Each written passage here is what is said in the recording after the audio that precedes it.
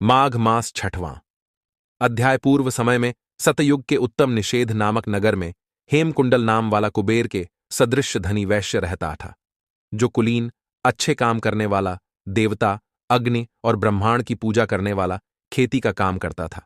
वह गौ, घोड़े, भैंस आदि का पालन करता और दूध, दही, छाछ, गोवर, घास, गुड़, चीनी आदि अनेक वस्तु बेचा करता, और उसने इस प्रकार बहुत सा धन इकट्ठा कर लिया था। जब वह बूढ़ा हो गया तो मृत्यु को निकट समझकर उसने धर्म के कार्य करने प्रारंभ कर दिए। भगवान विष्णु का मंदिर बनवाया, कुआं, तालाब, बावड़ी, आम, पीपल आदि के वृक्ष तथा सुंदर बाग बगीचे लगवाए। सूर्योदय से सूर्यास्त तक वह दान करता गांव के चारों तरफ जल की प्याऊ लगवाई। उसने सारे जन्म भर जितने पाप किए थे उनका प्रायश्चित करता था। इस प्रकार उसके दो पुत्र उत्पन्न हुए, जिनका नाम उसने कुंडल और विकुंडल रखा। जब दोनों लड़के युवावस्था को प्राप्त हुए तो हेमकुंडल वैश्य गृहस्थी का सब कार्य सौंपकर भगवान की तपस्या के निमित्त वन में चला गया और वहां विष्णु की आराधना में शरीर को सुखाकर अंत में विष्णु लोक को प्राप्त हुआ।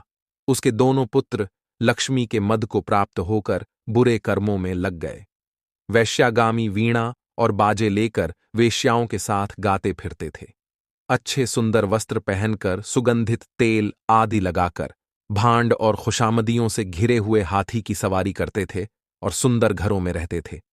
इस प्रकार ऊपर बोए बीज के सदृश वह अपने धन को बुरे कामों में नष्ट करते थे। कभी किसी सत्पात्र को दान आदि नहीं करते थे, न ही कभी हवन देवता या ब्रह्मा जी की सेवा तथा भगवान विष्णु का पूजन करते थे।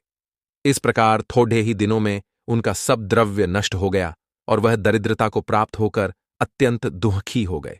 भाई, जन, सेवक, उपजीवी सब इनको छोड़कर चले गए और राजा के भय से नगर को छोड़कर चोर तथा डाकुओं के साथ वन में रहने लगे और वहां अपने तीक्ष्ण बाणों से वन के पक्षी, हिरण आदि पशु तथा हिंसक जीवों को मारकर खाने लगे। एक समय इनमें से एक पर्वत पर गया जिसको सिंह मारकर खा गया, और दूसरा वन को गया जो काले सर्प के डसने से मर गया। तब यमराज के दूत उन दोनों को बांधकर यम के पास लाए और कहने लगे कि महाराज, इन दोनों पापियों के लिए क्या आज्ञा है। दोस्तों, यदि कथा प्रिय लगी हो तो चैनल को लाइक और सब्सक्राइब जरूर कर लें, जिससे आपको माघ मास अध्यात्म की अन्य अध्याय की कथाएं भी मिल सकें। राधे राधे।